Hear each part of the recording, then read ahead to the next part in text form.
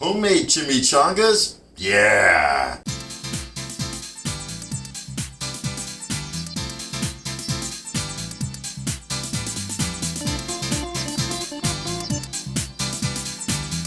Hey there, ladies and gentlemen, the food experience is back. And today's experience, we're gonna make a chimichanga all from scratch. And at the final stages, we're gonna get it nice and crispy in the Kalorik Maxx air fryer oven. So there's a bunch of things to do to prepare. Let's go ahead and get started. First, we gotta brown some ground beef. I got some 85-25 right here. And I'm gonna go ahead and set the burner to medium heat. It's gonna be 1 pound of ground beef. Once it's broken up, just let it kind of brown. As it's nearing completion, you can tell there's a lot less red now. And you just want to kind of continue to break it up so it's all nice and crumbly. Everything looks pretty brown now, so I'm going to go ahead and turn down the heat. We're going to add 2/3 a cup of water, 1 tablespoon of chili powder. There we go. About 1/2 teaspoon of garlic powder. 1/4 teaspoon of onion powder, about 1/2 teaspoon of paprika, a teaspoon of ground cumin, 1 teaspoon salt, around a teaspoon of black pepper, about a teaspoon of ghost pepper powder, about 1/2 teaspoon of red cayenne pepper, and a pinch of dried oregano. Now I'm going to turn the heat back on, and I'm going to put it at kind of a low medium. And you want to go ahead and stir everything so it's very well combined with each other. And what we're going to do now is let a lot of the water evaporate. That's smelling really good, by the way. Everything should be pretty stirred up. And we're just going to let it simmer away until most of the water evaporates. Now that most of the water evaporated, I went ahead and turned down the heat.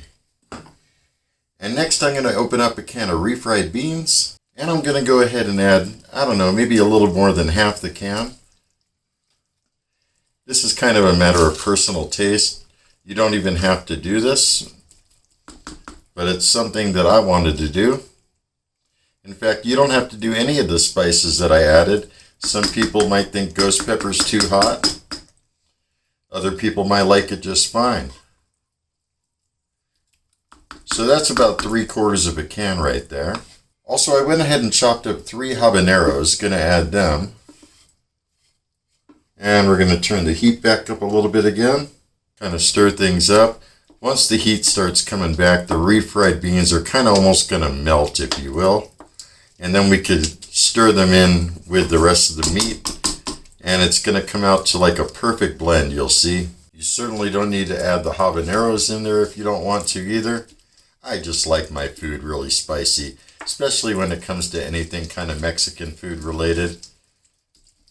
And this may not be your traditional chimichanga, but this is a KJ Andio chimichanga.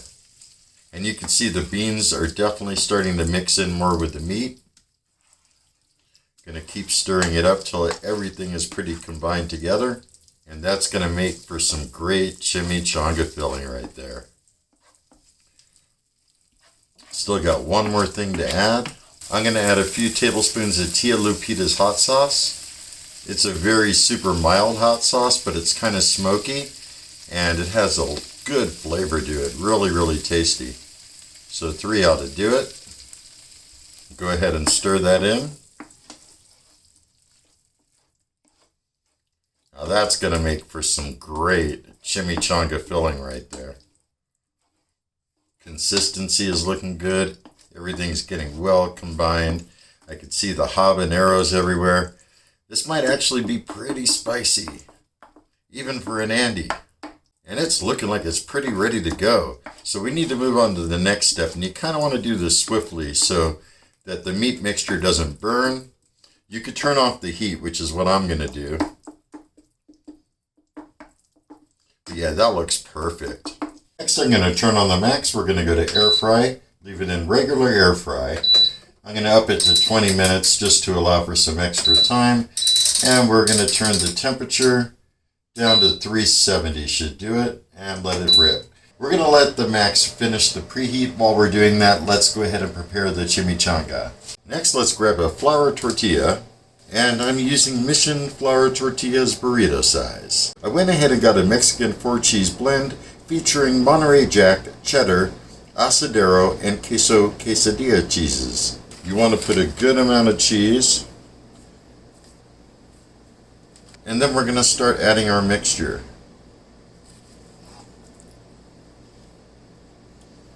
And you want to put a pretty good amount.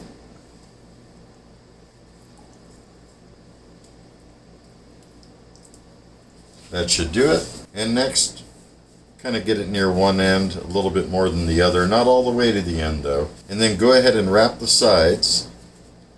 And then flip it over. Make sure to kind of push back so that the cheese is all in that area. And give it a roll. And here goes number 2. Let's go ahead and put a good amount of cheese on it. And then start putting in our filling.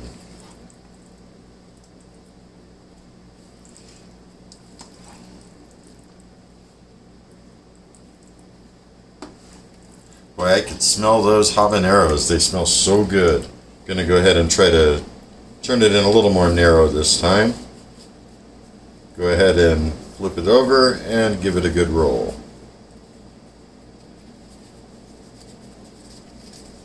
And I think we have enough to make a third. Let's go ahead and do that.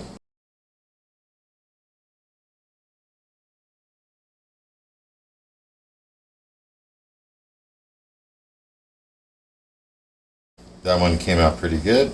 Next I'm going to cut a 2 tablespoon knob of butter. Going to put it into a ceramic ramekin and we're going to microwave it. Butter's all nicely melted.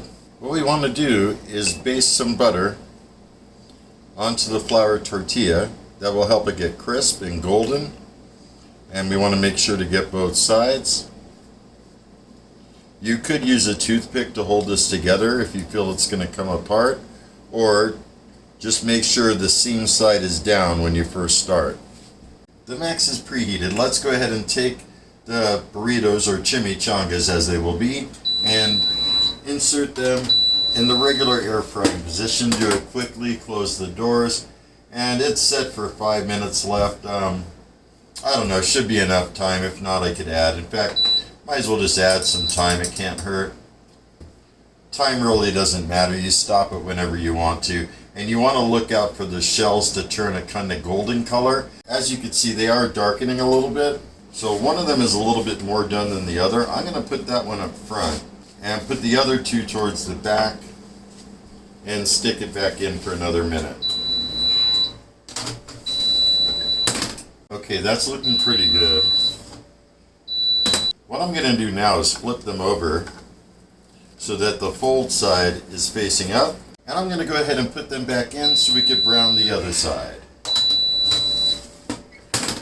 Alright, the ones in the back look a little bit more well done. So I'm going to go ahead and rotate again.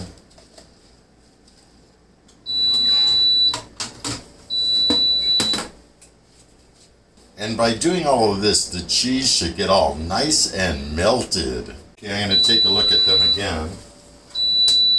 Yeah, it's coming out pretty good. I went ahead and flipped them back over. And we're just going to go for the top side just a little bit more. I'm feeling pretty good that they're done. Yeah, this one right here looks perfect. So let's go ahead and move that aside. I have another one right here. This one we're going to cut in half and see what it looks like in the middle. There's a look in the middle. Everything's all nice and melted. Let me see if I could zoom in on that. So that's what we're looking at right there. Cheese is all nice and ooey gooey melted right here. Everything looks really good. So now that everything is done,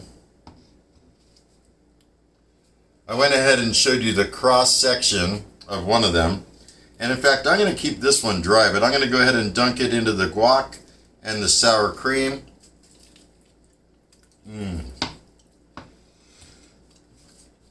Oh, that's good. That is really good. Cheese is so melted. The spices from the beef and everything I put in there, wow. It has a nice heat to it. And I've only taken one bite.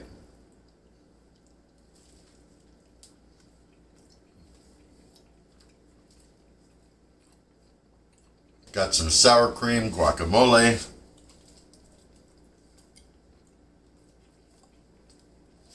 Little extra hot sauce. I can still see steam coming out. It's piping hot.